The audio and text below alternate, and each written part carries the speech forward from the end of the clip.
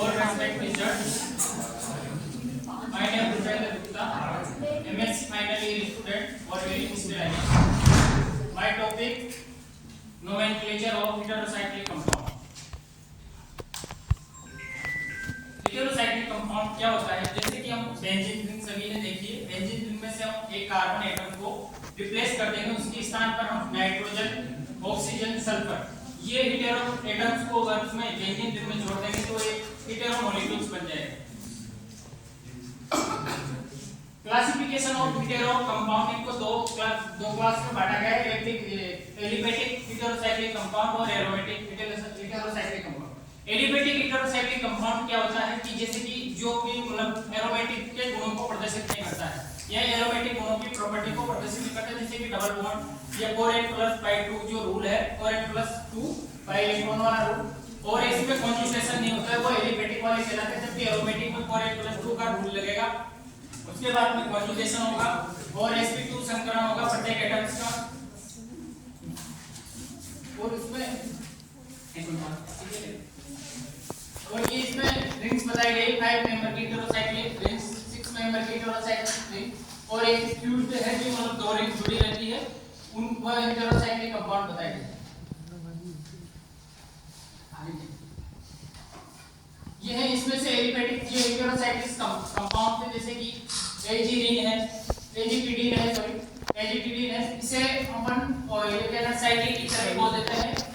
इसका एक दूसरा नाम होता है जैसे कि ऑक्सीजन है तो ऑक्जेरेन भी बोल देते हैं और इथाइल ऑक्साइड भी बोल देते हैं, दो तीन नाम है इसके, आगे देखते हैं हम। ये इथाइलेन है, इसके बाद में ऑक्सीडेन है, एजीटीडीन है, इस प्रकार से कंपाउंड है। ये एरोमेटिक वाले कंपाउंड है जैसे कि प्यूरेन है, पायरोल है, थायोडीन है, पिरिडीन है, इंडोल है, बेंजो प्यूरेन है, कार्बोनेन है, आइसोक्विनोलिन है, आइसोक्विनोलिन है, इस प्रकार के कंपाउंड्स हैं। आगे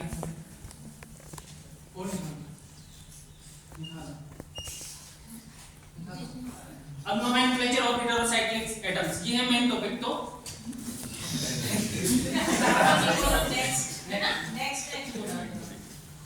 इसका हेटेरोसाइक्लिक कंपाउंड का नोमेनक्लेचर हम तीन टाइप से करेंगे। एक तो ये हंट-विटमैन नोमेनक्लेचर है, कॉमन नेम देखेंगे हम उसका, और ये रिप्लेसमेंट नोमेनक्लेचर देखेंगे। अब ये जो सारणी है ना, ये है सबसे इंपॉर्टेंट। अब जैसे कि यहाँ पर ये लिखा है रिंग का साइज, ये जो नंबर्स लिखे हुए हैं ये रिंग की साइज को बताएगा।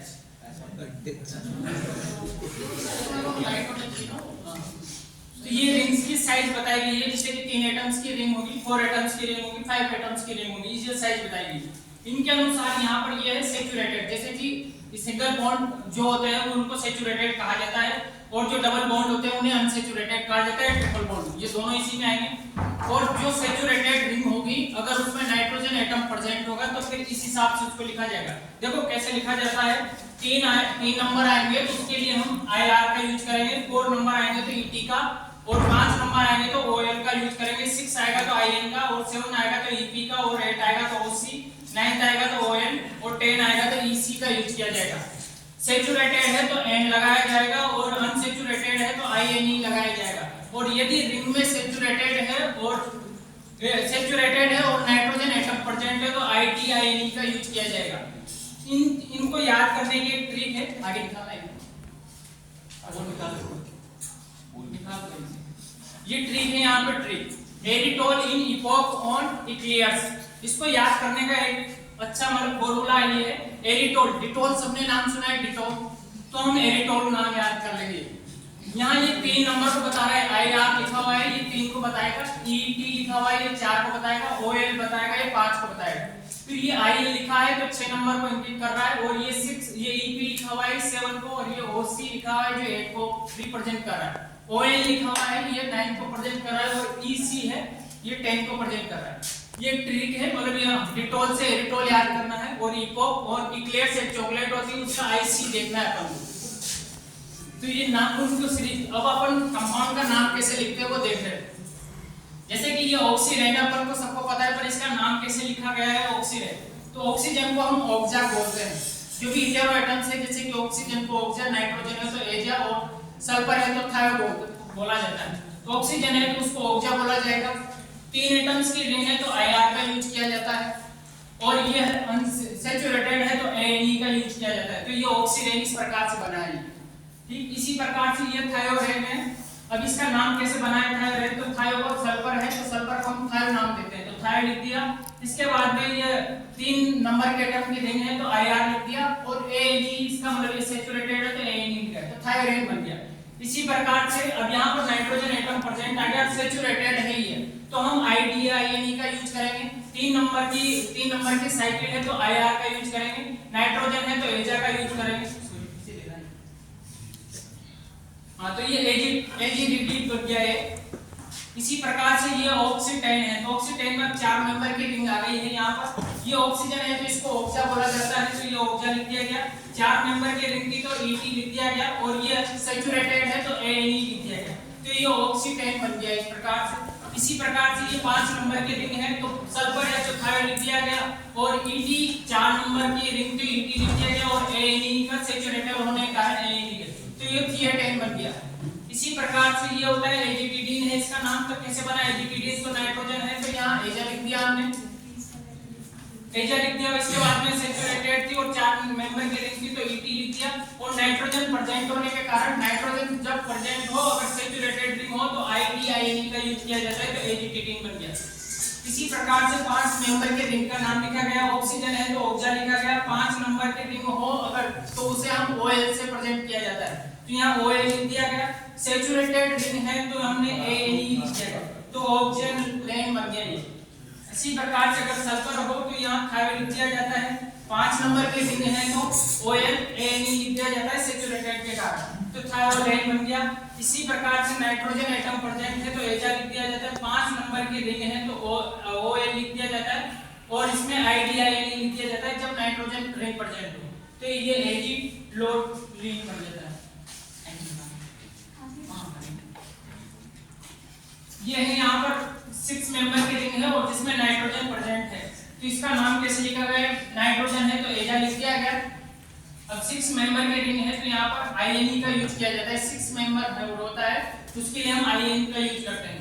अब यहाँ पर कोई पूछ सकता है कि भाई आपने आईडीआईएनई का यूज क्यों नहीं किया यहाँ पर, तो वन रूल जो होता है वो 3rd 4th 5 के लिए ही एलिजिबल था। उसके बाद में अगर 6 आ जाए तो फिर वहां पर एएनई लगाया जाता है आईडीआईएनई तो ये एजिंग नेम बनता है यहाँ पर। इसी प्रकार से ये पिरिडीन है सभी जानते हैं पर इसका नाम जो अपन हेटेरो कंपाउंड का जो नोमेनक्लेचर करते हैं उस हिसाब से इसका नाम देखा जाए तो नाइट्रोजन को हम एजा लिखते हैं।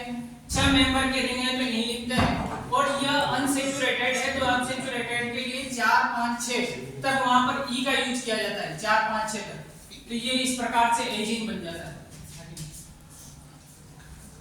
अभी इस प्रकार से रिंग है इनमें जैसे कोई ग्रुप जुड़ा हुआ है तो उसका नोमेनक्लेचर कैसे करेंगे, तो हमने देखा जैसे कि ये ऑक्सीजन है मतलब दिख तो ये रहा है ऑक्सीजन है तो हमने ये लिख दिया गया तो यहाँ पर ये नंबरिंग कैसे करते हैं तो जो भी कोई भी हेटेरो एटम्स प्रेजेंट होता है वहां से हम नंबरिंग स्टार्ट करते हैं। जैसे इसमें हेटेरो एटम्स प्रेजेंट है ऑक्सीजन तो यहाँ से हम 1 लिखेंगे। इसके बाद में 2 इसको इंगित करेंगे जहां पर ग्रुप जुड़ा होता है। यहाँ पर एक ग्रुप जुड़ा हुआ है तो यह प्रोपेलीन है।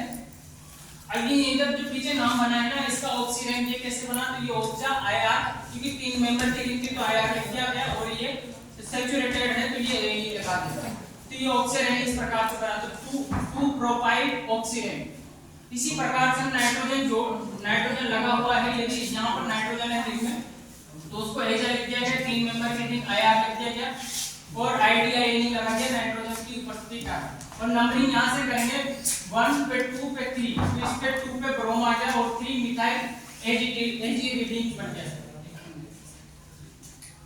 इसी प्रकार से हम देखेंगे कि पार्शियली जो सैचुरेशन है जैसे कि एक ये रिंग है फिर इसमें से हमने एक डबल बॉन्ड हटा दिया तो ये बना फिर इसमें से फिर डबल बॉन्ड हटा दिया तो ये बना तो इनके नाम कैसे लिखे जाते हैं तो जैसे कि ये 7 नंबर के रिंग है हाँ 7 नंबर के रिंग है तो नाइट्रोजन है तो एजा लिख दिया गया। 7 नंबर के हम ईपी का यूज किया जाता है और ईपी का यूज किया जाता है और अनसैचुरेटेड भी तो आईएनई का यूज किया जाता है। एजिपाइन बना इस प्रकार से। अब इसके नाम तो सारा एजिपाइन ही रहेगा सभी जगह, पर यहाँ पर जैसे कि अपन ने बॉन्ड हटा दिया था तो यहाँ पर 2,3 डाइहाइड्रो एजिपिन बना। इसी प्रकार से यहाँ पर अपन ने ये बॉन्ड हटा दिया गया, नंबरिंग इधर से चालू है, इसमें जहाँ एटम्स प्रेजेंट होता है वहां से नंबरिंग चालू है। अब ये एक अलग से मतलब ये आएगा, मतलब अलग अलग डिफरेंट टाइप के हेटेरोएटम्स प्रेजेंट हो जब कंपाउंड में। तो हमने अभी तक जितने भी कंपाउंड देखे ना उनमें एक ही हेटेरोएटम था, जैसे कि ऑक्सीजन, नाइट्रोजन, सल्फर, पर एक साथ कंपाउंड में 2 से अधिक हेटेरोएटम्स प्रेजेंट हो सकते हैं। जैसे कि 2 हेटेरोएटम प्रेजेंट होंगे तो पहले नंबरिंग किस प्रकार से की जाएगी उसके बारे में बात करेंगे। तो सबसे हम प्रायोरिटी सबसे ज्यादा देंगे ऑक्सीजन को, फिर सल्फर को, फिर सिलिकॉन को, फिर नाइट्रोजन को, फास्फोरस को, कार्बन को और बोरॉन को। सबसे बाद में बोरॉन को, सबसे पहले ऑक्सीजन को नंबरिंग दी जाएगी। ये थोड़ी अच्छे से देख लीजिए, बाद में काम आएगी। ठीक है, अब यहाँ पर जैसे कि ये कंपाउंड आएगा, अब इसका नाम कैसे करेंगे हम, तो इस हिसाब से देखा जाएगा। तो जैसे कि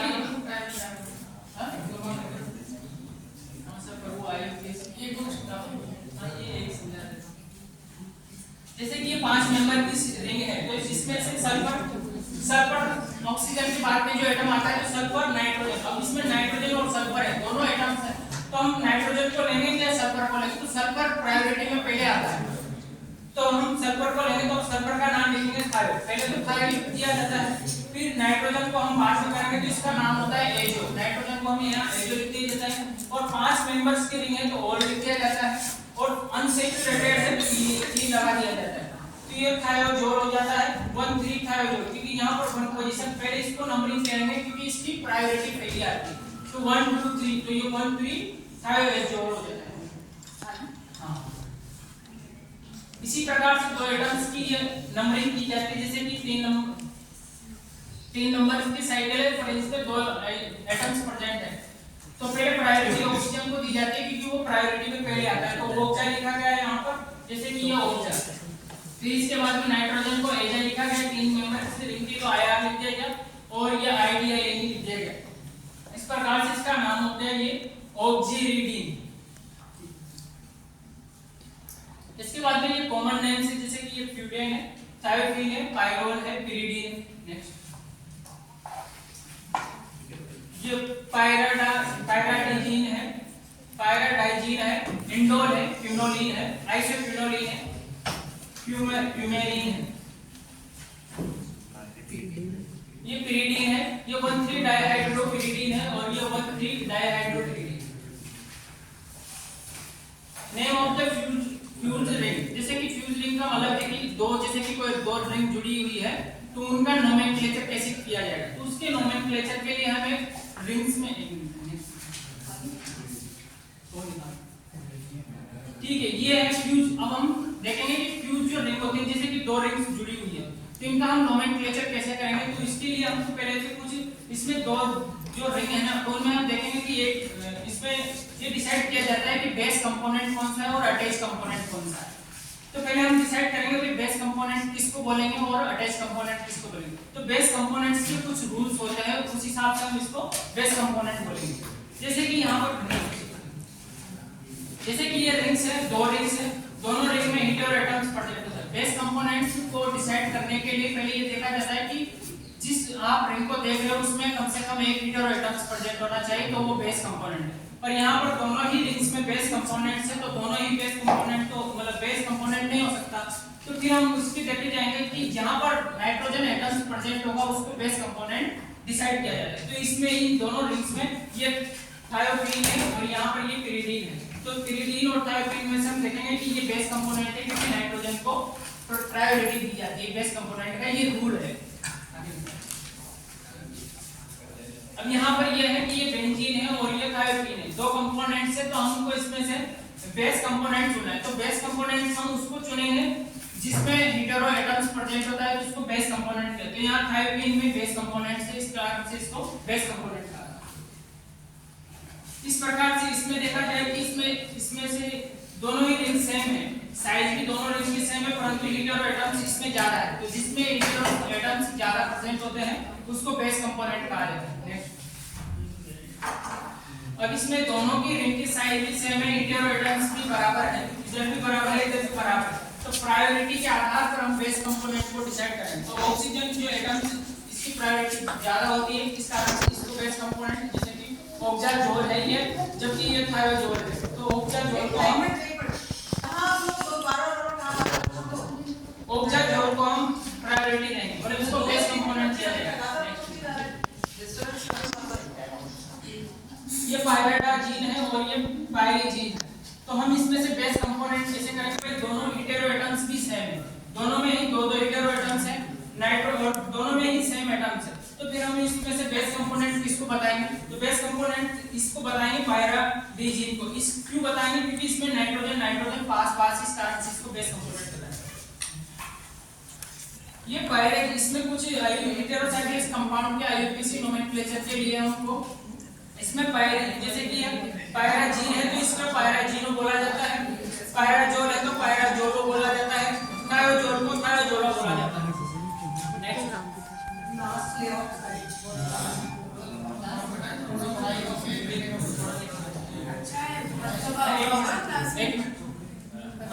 सॉल्व कर देना इसको।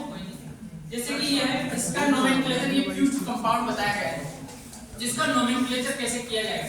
पहले तो हमने ये दो रिंग्स है, दोनों की साइज भी सेम है और हेटेरो एटम्स भी सेम है, परंतु हम अब कैसे पता करें कि इसमें बेस कंपोनेंट ये है कि ये है? तो ऑक्सीजन जिसमें प्रेजेंट होगा, ऑक्सीजन की प्रायोरिटी पहले आती है, तो इसको हम बेस कंपोनेंट मानेंगे, और ये सल्फर है, इसको अटैच कंपोनेंट मानेंगे। अब एक मिनट इसका नोमेनक्लेचर बताया, ये लास्ट में नहीं बताऊंगा। तो ये है, जैसे इसका सल्फर है और ये ऑक्सीजन, तो ये बेस कंपोनेंट है। बेस कंपोनेंट को अल्फाबेटिक नंबरिंग दी जाती है, जबकि अटैच कंपोनेंट को नंबरिंग अपन अंकन के हिसाब से किया जाता है। इसमें जो अटैच कंपोनेंट है उसको पहले लिखा जाता है प्रीफिक्स के रूप में, और जबकि बेस कंपोनेंट को सफिक्स के रूप में लिखा जाता है।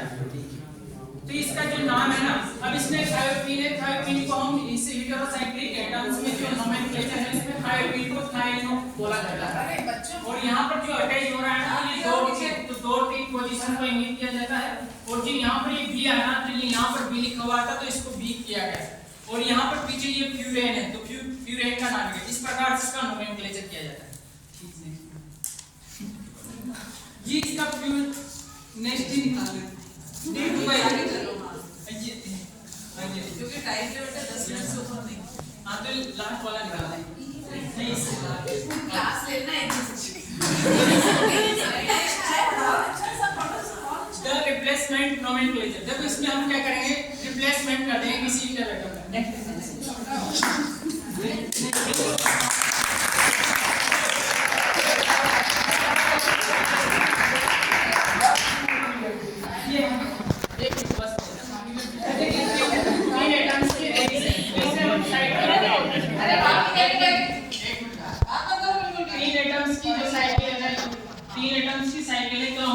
ऑक्सीजन को हटा दे अभी, तो हम इसको मान लेंगे कि साइकिल प्रोपेन है। तो ये साइकिल प्रोपेन है, तो अब इसमें तो इसको नाम देंगे हम साइक्लिक प्रोपेन, परंतु यहाँ ऑक्सीजन है तो इसको ऑक्सासाइक्लोप्रोपेन बोला जाता है। इसी प्रकार से यहाँ 4 मेंबर्स की रिंग है, तो अपन ऑक्सीजन को भी हटा देते हैं, अभी कार्बन मान लेते हैं, ये साइक्लोब्यूटेन बोला जाता है इसको। परंतु अब इसमें ऑक्सीजन है तो इसे ऑक्सोसाइक्लोब्यूटेन बोला जाता है। इस प्रकार से इसका रिप्लेसमेंट समझिए। Very good.